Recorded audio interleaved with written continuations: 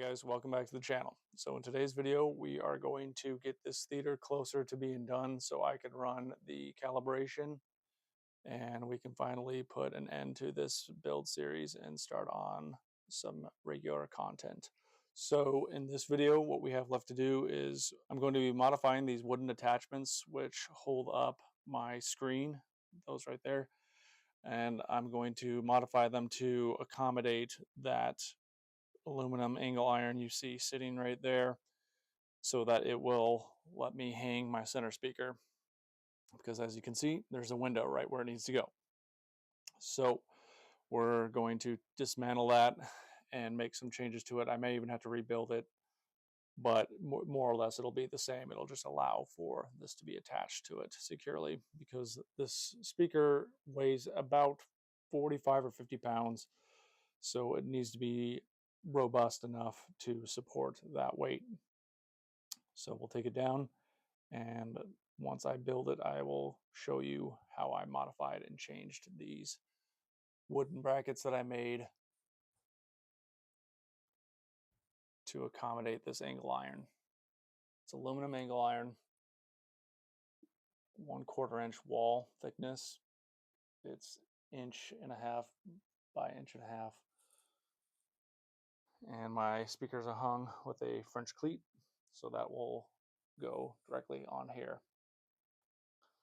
There is a little bit of droopage. I already tested it with this being right there, and it droops down maybe an inch at most, which honestly I'm surprised. I thought the 1/4 inch thick angle iron would keep that from bending, but maybe I should have gone with steel, even though again with this span maybe that's unavoidable.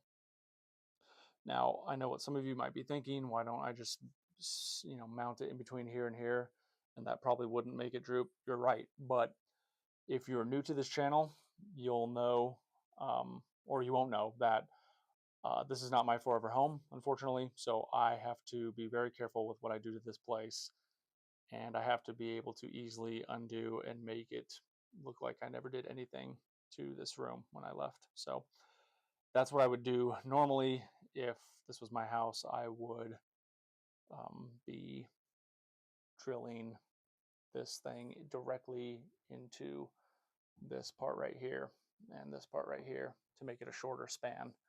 But then again, if this were my house, I would not be having this theater in here. I would be building it in the lawn out back and expanding in this house.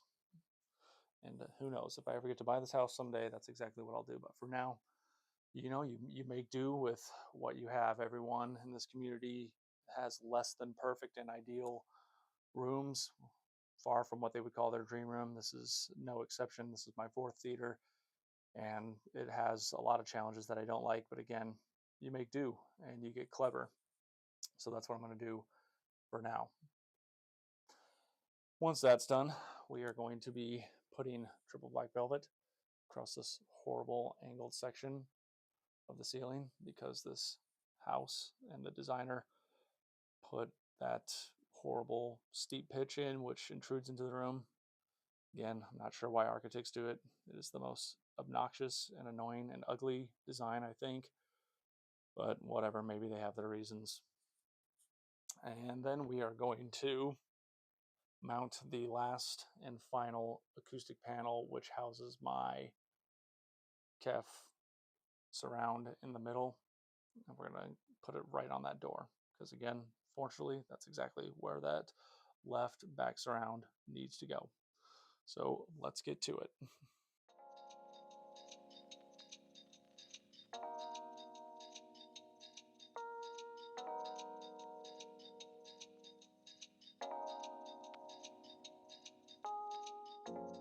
All right, so the last and final acoustic panel that houses my speaker enclosure is up and looking good. Definitely didn't want to mount it right there, but I had no choice. And these panels, even with the speaker inside the middle, they're light enough to where it can be mounted on the door, no problem. So now that that's done, we're going to switch over back to the time lapse and get this section of the ceiling, angled ceiling, covered in triple black velvet. And then I've been kind of having some second thoughts on whether or not I should paint these sidewalls. I have a pretty good relationship with the homeowner. I'm going to hopefully contact him here very soon and ask if he would be okay with me painting this room. And that even if he says yes, I'm not going to paint the whole room. I'm not going to take this triple black velvet down or that, because it just, even though it doesn't look 100% perfect right now, it looks very good with how black it is. And it is very hard to find a paint that is that black unless you go with the Vanta black or some other black paints, which are just absurdly expensive. And then trying to paint over that when I move out would just be a nightmare. It'd probably take like 3 coats of primer and 5 coats of white or whatever this peach color is to get it back to normal. So I'm not going to do that. So even if he gives me permission to paint, because he did leave over a near, I would say maybe 2 to 3 gallons of touch-up paint, and I did patch some holes and painted it over, and it's a perfect match, obviously. So I might just paint this wall a dark slate gray. Same with this one if I get his permission, and then just paint it back when I move out. So let's go back to the time lapse and get this ceiling portion covered in triple black velvet.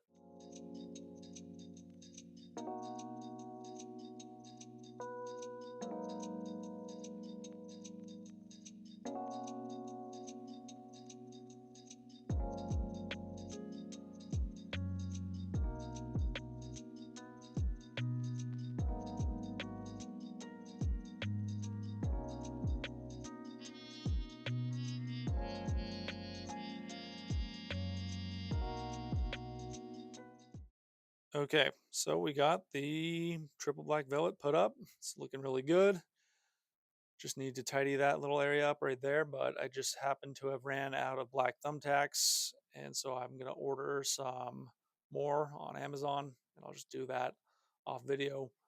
But word, if you guys are going to be doing this triple black velvet yourself, I would order better quality, kind of industrial grade thumbtacks. The ones I use are the cheap, flimsy ones that, like, half the time when you're pressing them in, the stem part or needle part just bends. So I will link in the description of the ones I'm getting, which are way beefier. So hopefully those won't bend under pressure. But yeah, it's just a tip for you guys if you're doing anything like this, doing a blackout wall anywhere.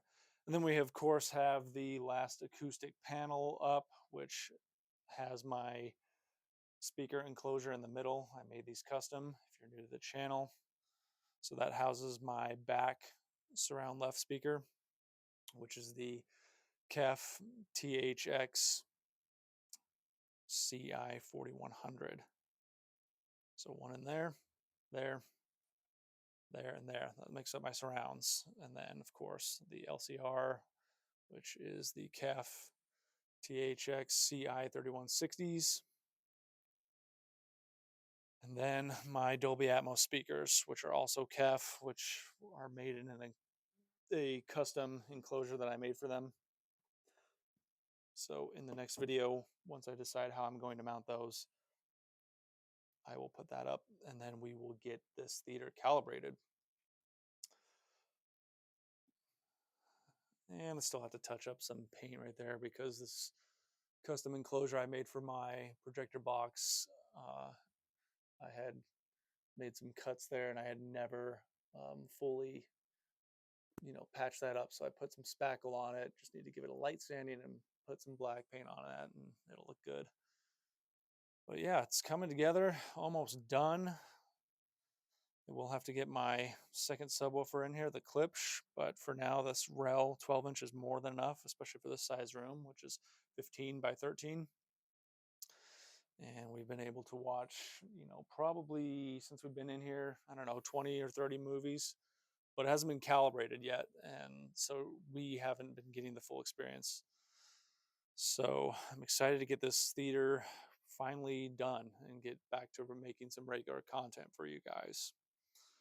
So let's get this screen put back up. Let's put the new and improved brackets for the screen put up, which is the exact same design. The only thing that's different is I had to, the only thing that's different is I had to make them longer this way so that they can accommodate a hefty enough piece of wood. And the idea is the angle iron, which is aluminum, 1/4 inch wall, which is the thickness of it, and it's 1/2 inch by 1/2 inch. It's going to be resting on here, and then I'm going to drill a single screw dead center right here with a washer to secure it so it doesn't move. And other than that, it's virtually the same. And I glued this to there. And if you're having, I mean, this is such a unique situation that I doubt anyone would have to do this. But if they do for some reason, make sure you over engineer it. Not only did, are of course all these layers glued, but for extra insurance, I went ahead and threw some brad nails in there just to secure it. And then I threw a screw in there. So I'm not necessarily worried that it's the weight of the speaker being around 45 to 50 pounds is going to affect that. But, I wanted it beefier than it needed to be. So let's get the holes drilled. Let's put it back up. Let's get the angle iron put on. And let's get that center speaker finally mounted where it needs to be because it's just been riding on the floor. And it just looks really bad. It doesn't really sound as good as where it would be if it was dead center. So let's get that up.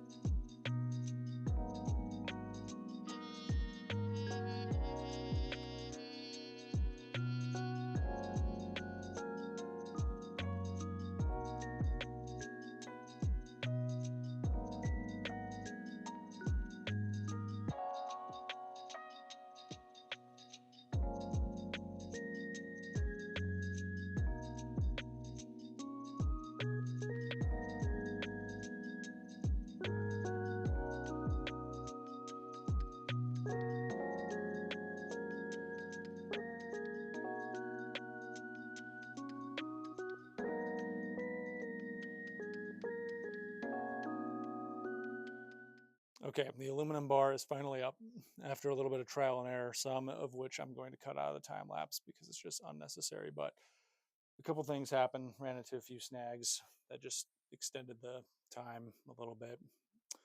For one, even though I pre-drilled the holes into this 1/4 inch thick aluminum, the screws I was using, it's not going to focus, but it's snapped.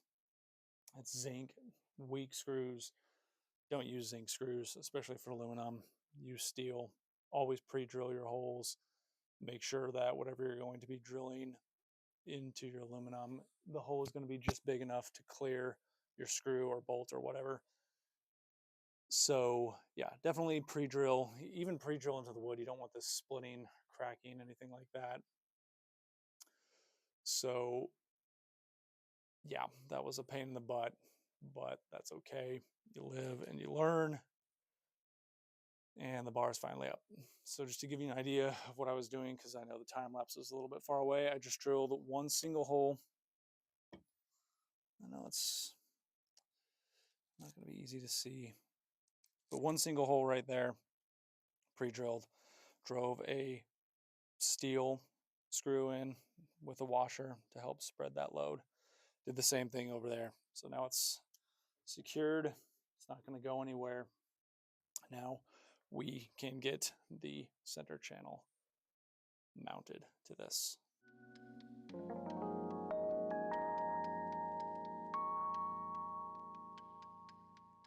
Okay, so there we go.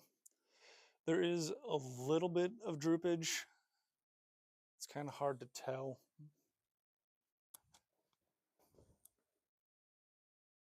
Not by much. I mean, maybe an inch overall in the dead center.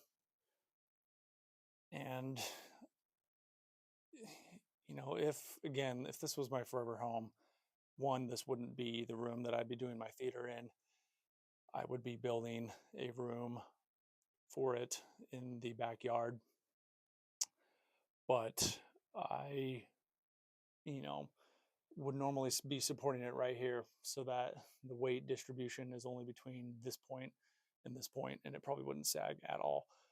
But there's a window there, as you guys can see. So this is the solution I came up with. It does kind of toe out a little bit, angled down. So I'll just take a wood block, sandwich it in between here to get it to be flat. But overall, I'm confident this will hold. If it doesn't, if it breaks, you guys will find out about it in a future video, but I'm pretty certain that will not break at all. So fingers crossed. Now let's get the screen back up.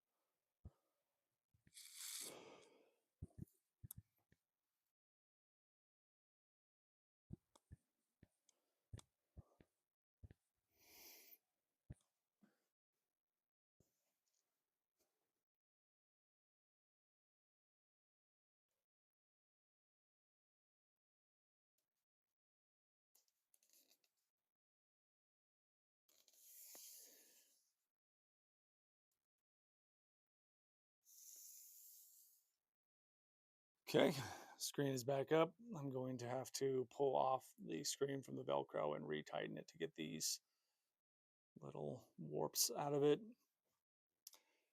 But overall, we are just about ready to go. Made some really good progress in this video.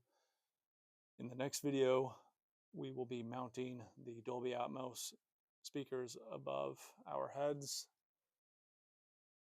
And we will then be getting this theater calibrated, cleaned up, wire management. That'll probably be the last video in the build series. And then we will be back to regular content. So until next time, thanks for watching. If you guys have not subscribed yet, please help me reach that 5,000 subscriber mark. I got a lot of new subs. Last time I checked analytics, only 10% of the people who watch my videos were subscribed. So if you guys could do me a huge favor, it really helps out the channel more than you can possibly know, especially in 2025, dealing with the worst YouTube algorithm of all time. So please take a couple seconds, hit that subscribe button, help me reach 5,000 subs. I know you guys can do it. You help me reach that 1,000 mark. I know you guys can do it again. If you like this content, please share it with a friend or a buddy who's into home theater and audio and video and hi-fi. Please hit the bell notification so you'll be notified when the next video drops. And until next time, thank you so much for watching and happy listening. Goodbye.